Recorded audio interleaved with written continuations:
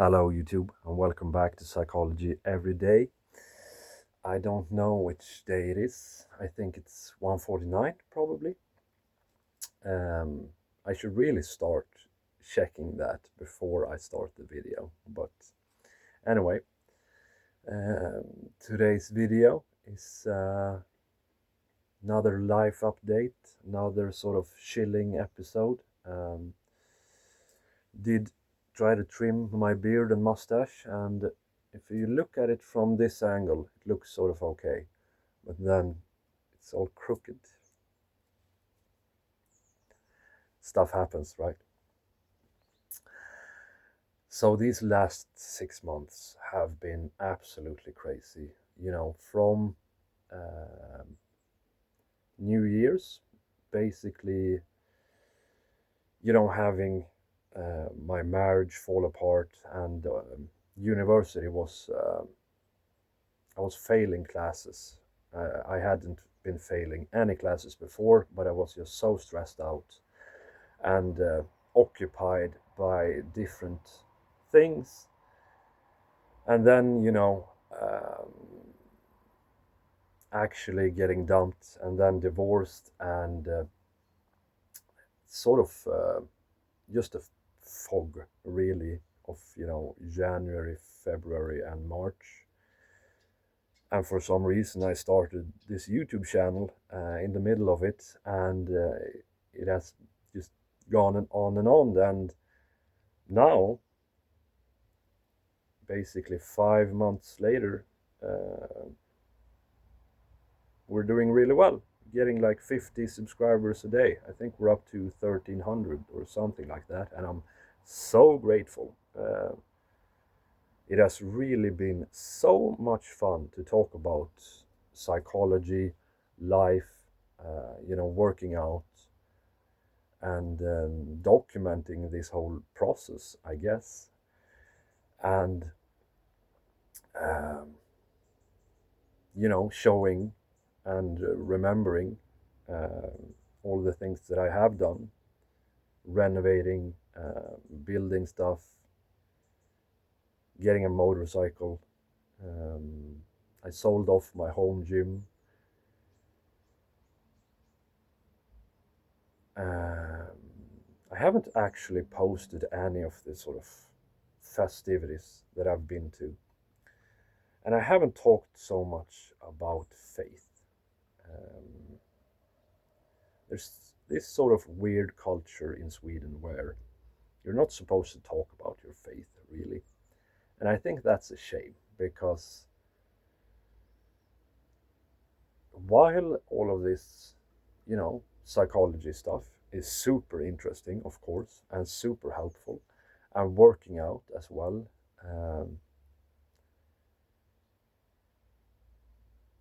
having faith. Oh, sorry, alarm went off. And, believing in God and stuff like that, it's so powerful. Just, it's crazy actually how much um, it can change your life and be sort of helpful to you in many different ways. Prayer, of course, is something like meditation, but it's also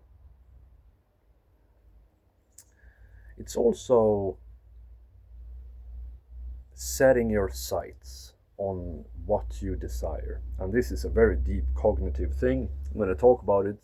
This is a psychology channel, so I'm going to talk about it in this way. You have this sort of cognitive filter on what you perceive, where your focus goes, and they talk about this in Formula One.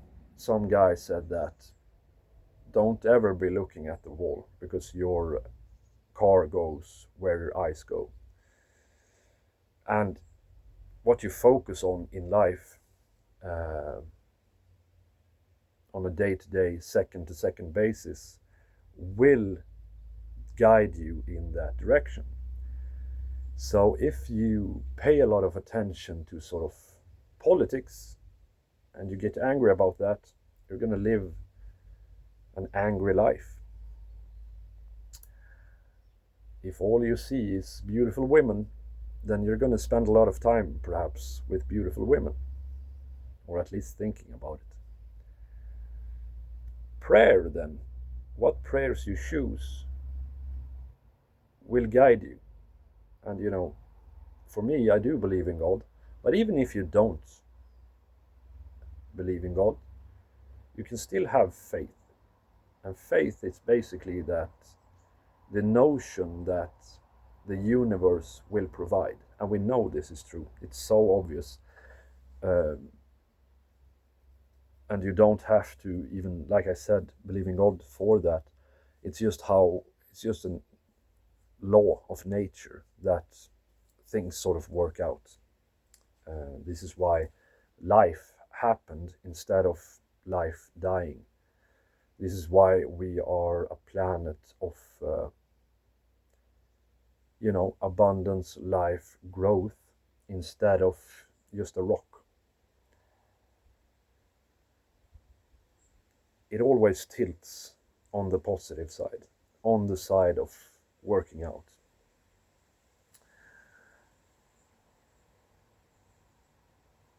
Because here's the thing, right? And the Asians, the Easterners, have this sort of primary idea in their religion that there's a lot of suffering in this world, in this life, all the time. Sickness, war, death, heartbreak, just a ton of it. And yet, if you don't focus on that and instead look forward, things sort of work out. It's strange. But if you get caught up on, I don't know what's the English word, just being negative, just thinking about it, whining about it, then things are not going to work out. Because you have to have faith and patience to keep your eyes open for the opportunities that present themselves. And you have to be optimistic about things. I'm going to do a video on Monday on how to make friends and find love. And let's say you are considering if you're going to go to a party, right? If you are negative, then you will think that, oh, I won't make any friends anyway. I won't get to know anyone anyway. Then you won't go. Or if you do, you're just going to be a sad sack. And if you focus on the sort of bad things that have happened to you, getting divorced, you're not even going to think about going to a party. You're just going to sit at home and feel sorry for yourself. Or you're going to go to the party and ruin your sort of experience by just whining. It's not good. It's not good. So that is why you must have faith and you must be optimistic. And in a different video, here's the thing, right? I have, I enjoy doing this sort of new YouTube hobby, and I like looking at the data. I like celebrating. That's why I'm smoking a cigarette, by the way, not because I'm horribly addicted to nicotine or anything like that. And I'm very happy that the views are sort of in line or better than the growth of the subscribers. And like I said, I love you. I really do. You are really making my day to day so much fun. Um, and to those of you that comment, much love. But here's the thing, I know that my videos, while sort of they all are about psychology, they are branched quite a bit between sports psychology and Jungian psychology and, you know, other things. Not a lot of people watch every video, which is a shame because they are connected in ways that can be quite interesting. Obviously, that's quite interesting to me because having patience and an open mind and an open sort of open attention or shifting, or what's the word that I'm looking for? Attentive focus, flexible focus. That is the thing that I and Tom talked about in the masculine archetype video with the hunter. You need to be in life like a hunter, especially in this day and age.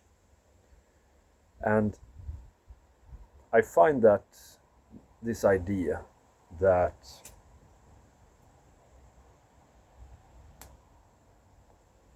there should be a fifth archetype, the hunter, it's super obvious to me the more that I think about it. Because the warrior is mainly about force. And that is basically one side of the coin.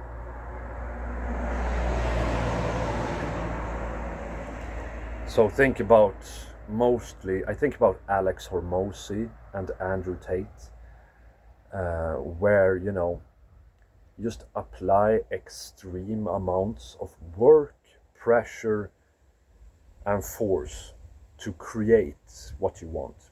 And obviously, it works. Everyone who has forced their body to grow muscles over time, just through extreme amounts of effort, know that it works.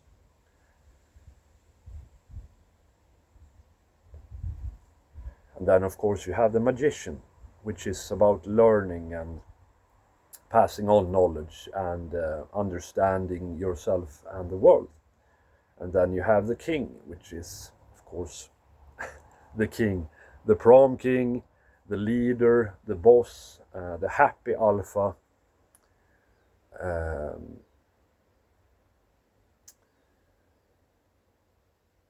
And then you have the lover, of course, the dancer, the musician,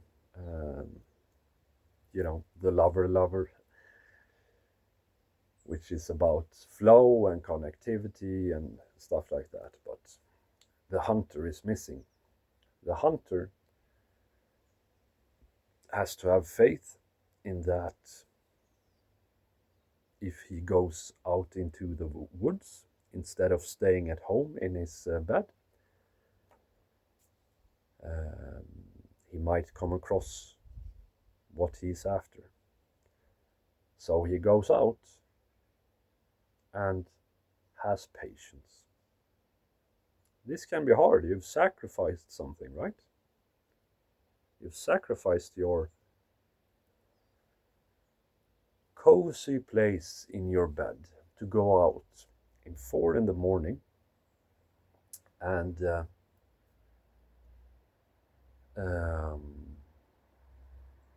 why would you do that if you're not optimistic, if you don't have faith? And you're not forcing anything. And here's the thing, right? Force is basically the opposite of Buddhism, you know, Zen, stuff like that, because they're all about let the universe provide. So do you see where I'm going with these two sort of things: control and force versus letting go of control and having faith that the universe will provide. And I haven't sort of finished my thoughts on this, but I think it's super interesting to think about. And I'm trying to really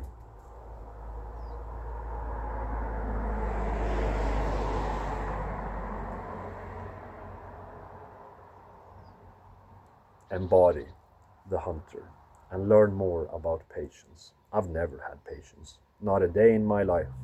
I've never been able to fish. I've never been able to go hunting. I've never seen the point.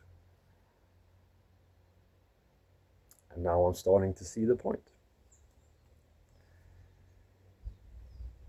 So tell me in the comments, do you have patience? What's patience good for?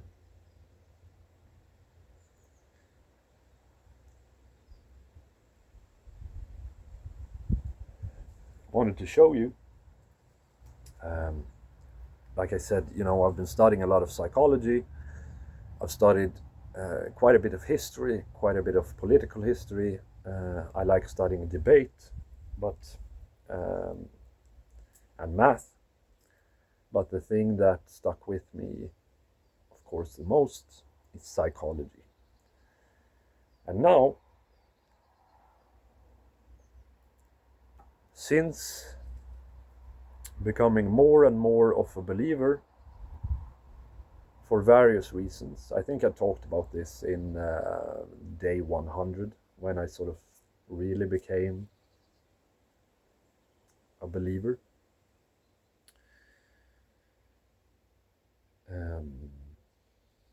But it's just, if you want to be a cynic and try to hack things apart, then, go ahead. But just know that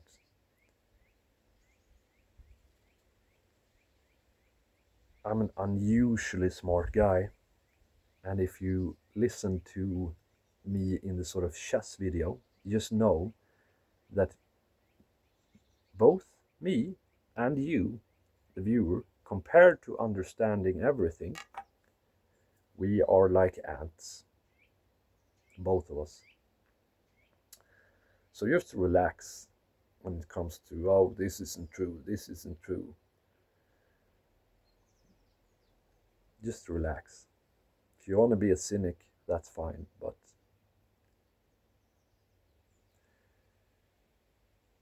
it is incomprehensible how much weird stuff actually happens when you do start to believe. And it's not explainable by any sort of psychological theory, by confirmation bias. I don't know the English words for all of it, but I know all of the theories, whereas how, we should. So, some people say, I'll believe it when I see it. That's the sort of atheist way. And that's fine. But just because you can't see something doesn't mean it's true, obviously.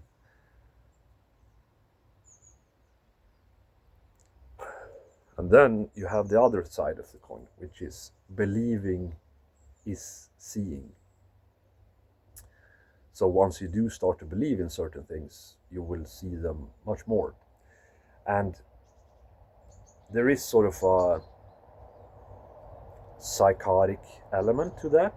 You should really watch the movie 23 with Jim Carrey to understand that if you start actively looking for various patterns,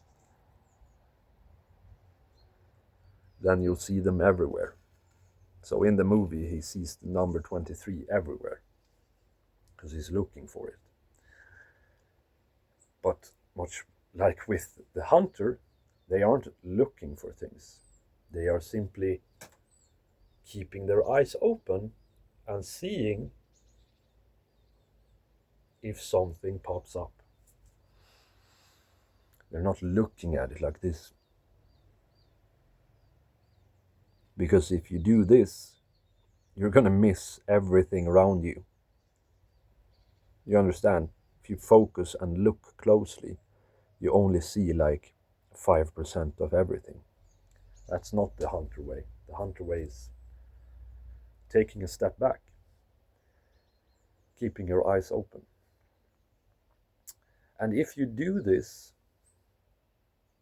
when it comes to belief and faith, you will see so much more than what is reasonable, than what is logical according to, statistics and stuff like that. This was what Jung described when he talked about synchronicity. How things match up, or how coincidences happen, just so much more than what should be viable randomly.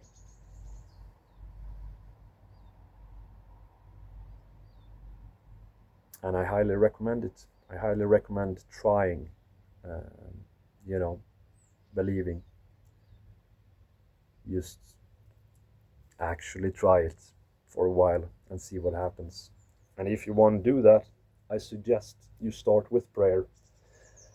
And what you do then is just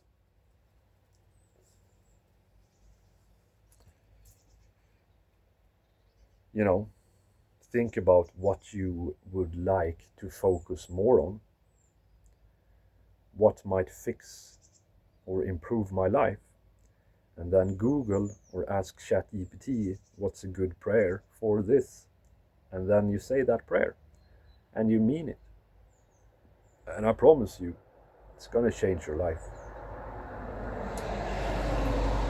So for me today, well, I actually wrote down 4 prayers. Now they're in English. No, sorry, they're in Swedish, and I'm talking in English right now. So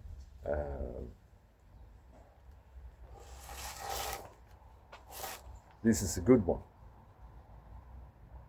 It's a great one, and I'll read it and just see what you think about it. And I'm live translating from Swedish, so sorry if it's all wrong. Some of you will of course know it anyway. Father our who art in heaven, hallowed be thy name. Thy kingdom come. May your will happen as in heaven as also on earth. Our daily bread give us today, and forgive our sins as we will forgive those that owe us. And do not lead us into temptation, but salvage us from evil. The kingdom is yours, and the power and the glory in all of eternity. Amen. Feels good. Feels good.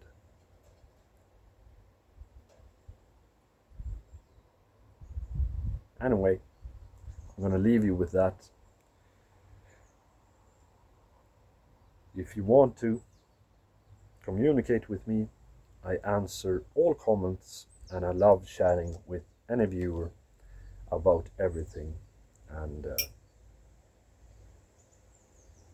the community and the communication part is for sure my favorite bit of this sort of YouTube thing. And considering how much the channel is growing, how quickly, you might want to get in on chatting before there's too many people in the comments to even answer. I'm gonna have another smoke. This is my last package because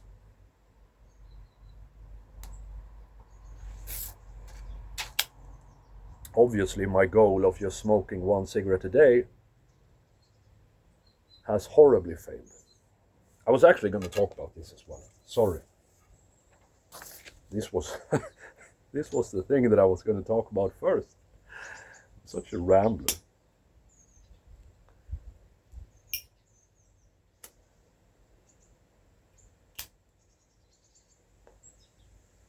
So the faith thing and the YouTube thing are things that have really sort of kept my mood up, as well as, and I'm very grateful to myself, my sort of activity in doing and improving my life and circumstances these last 6 months. And it must have been close to 3 weeks ago now, I decided, as you know, to stop taking snooze, just being cocky as hell. And I thought that, it's gonna be bad, but it was so much worse than I thought. And like a week after my ex-wife told me she has a new boyfriend, and basically the day after that and the day after that, I was really, really in a bad place. And then I got 1,000 subscribers on YouTube, and I figured, hey, let's celebrate. So I went and bought myself a cigar. Well, no, sorry. I was going to buy myself a cigar, and then they didn't have cigars. So I bought myself a pack of cigarettes, and I had a smoke, and I had a beer, and I felt just amazing, just so good. And then I realized that this is not about her, this is about nicotine. And I was like, man, because I had sort of bottomed out with the nicotine withdrawal, and this is a known method to like reset your brain when you're sad. Just go even sadder. It's like when Navy SEALs get weights strapped on them and they are drowning in a swimming pool. You just relax and you go to the bottom and then shoot yourself up. And that's what I did. And ever since I smoked that first cigarette, I have been feeling amazingly. But here's the thing, right? These cigarettes costs insane amounts of money here in Sweden. Each cigarette is $50. And I'm gonna be honest with you, I don't feel like spending so much money. So this is my last pack of cigarettes. I will be buying some cigars for celebratory purposes, but I will also look at how much vaping costs.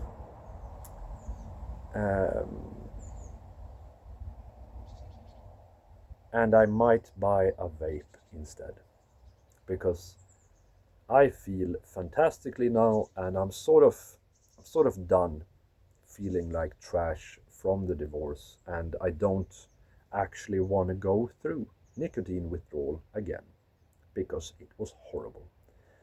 And if vaping is too expensive, then I will go back to snus, because as it is right now, I am at a solid 8 or 9 out of 10, and I'm gonna go easy on myself, because this year has been absolutely crazy, and I want to feel good for a while. So I'm not guilty if I go back, but I'm gonna look into how much vaping costs. Thank you for staying with me for this half hour, and thank you so much to everyone that likes and subscribes.